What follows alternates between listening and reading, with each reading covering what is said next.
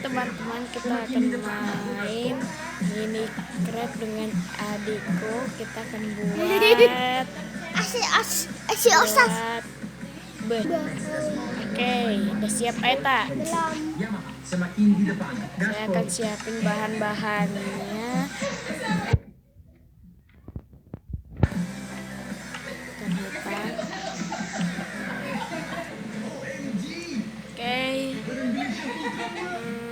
Kita butuh bahan-bahannya yaitu merah.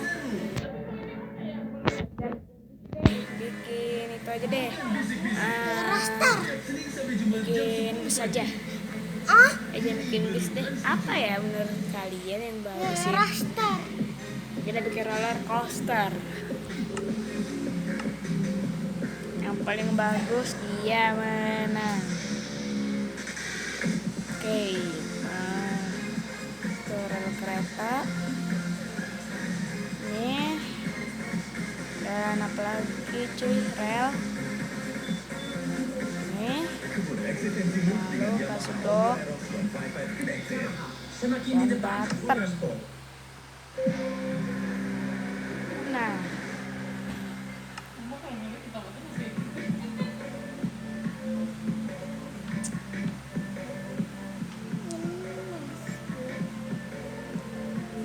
atau enggak pertempuran aja. Cerita dengan live race setelah MotoGP. Kalau kita lihat di belakang sudah ada satu unitnya jadi. Nah tadi kita udah bahas Pol Espargaro ada di pole position, Alex Rins di posisi kedua, Nakagami ada di front row lagi, John Mir di posisi 4, John Mir di posisi 5, Jack Miller di posisi ke-6. Ini dua row pertama Franco Morbidelli yang penampilannya lebih baik daripada Quartararo di belakang.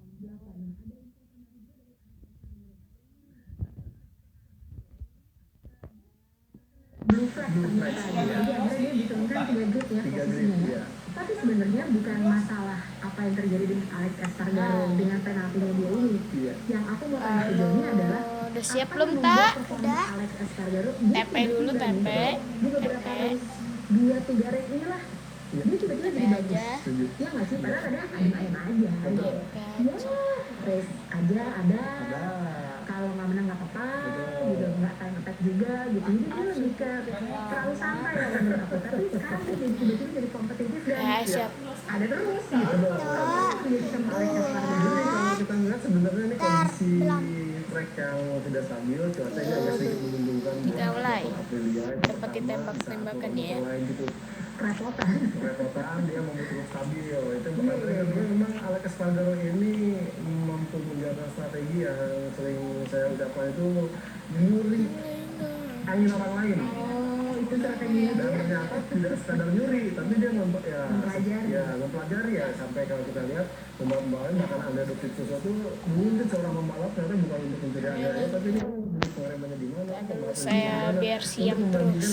Riding style-nya seperti apa. Dan ini yang dipelajari oleh Alex Espargaro dan bakalan sih tidak ampuh meskipun ya di ronde kali ini harus kena gitu lagi. Karena kemarin ada Morbidelli juga kalau nggak salah ya. Dia di Q2 Morbidelli lagi flying lap, tiba-tiba dia agak melebar. Makanya dikasih bendera biru itu, sebenarnya bendera biru ini kan di balap tadi itu menginformasikan bahwa akan ada pembalap belakang yang menyalip. Jadi biasanya jangan dipakai, dan baru kemarin terjadi diinformasikan kepada Alex Espargaro. Tapi Alex Espargaro ini malah tetap mengisi atau melewati jalur yang seharusnya dipakai Morbidelli. Sebabnya dapat lagi setelah dia terinfeksi COVID-19. Dia sendiri bilang katanya aduh ini 24 hari gak ketemu siapa-siapa sendirian banget. Untuk seorang Valentino Rossi berat ya, karena dia biasanya selalu punya entourage yang banyak, gengnya ada terus, teman-temannya banyak, anak-anak didiknya, iya kan? bareng Di range selalu ada orang gitu ya, selalu rame-rame. Dia 24 hari itu menurut dia itu siksaan. Harus rapi banget ya kan. Nah ini Valencia yang memang biasa-biasanya nih GP Mania tanggal 8 November nih udah race terakhir nih, ya kan. Minggu depan kita ada MotoGP Awards biasanya. Tapi memang kondisi yang tidak biasa di musim 2020 ini membuat ini masih ada 2 race lagi meskipun sudah selesai juga katanya Oh ini berat Binder juga dapat Jelek amat. Karena kemarin jadi torpedo. Benar. Jelek amat. Meskipun Jack Millernya santai-santai aja, tapi ternyata dia tetap mendapatkan penalti juga. Gara-gara waktu di start ya, dia menghajar Jelek Jack amat, Miller. Tata. Bikin yang bener. Portugal ini memasuki tahapan Lalu emergency kasih yang katanya lebih tinggi. dispenser. Iya. Nah, soalnya kasus COVID-nya naik terus. Benar. Jadi ada kemungkinan terancam untuk batal di Portimao. Mungkin. Jadi bisa jadi nggak sih kalau di Valencia jadi ada 3 race?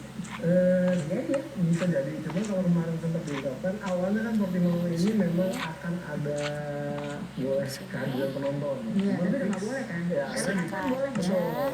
F1 masih boleh, nah fix untuk Portimao tidak ada penonton. Artinya benar-benar seperti menerapkan protokol kesehatan yang seperti di Valencia ini. Itu mungkin akan tetap jalan meskipun kondisinya agak sedikit mengkhawatirkan terkait Ya, dengan kita nggak tahu juga nih restrictionnya seperti apa. Karena kan yang namanya kebijakan traveling menyangkut COVID ini tentunya bergantung pada kasus perharinya gitu ya. Nah, kalau makin naik terus ya nggak bisa dilaksanakan, mungkin bisa jadi gitu ya. Nah, jadi sekarang aku tanya nih, performa siapa yang menurut diri yang lebih bagus hari ini? Apakah Jack Miller atau Joan Mir?